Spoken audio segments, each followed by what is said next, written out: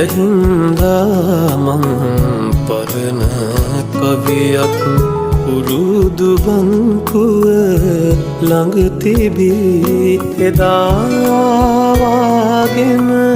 අදත් යුවලත් සැඳෑ කලපින් සුව විඳී රුදුරු සුළඟින් වියලිතුරු පත්සේම හදවත් ඇද වැටි කඳුළු අහසින්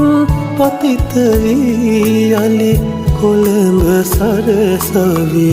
බිම තෙමි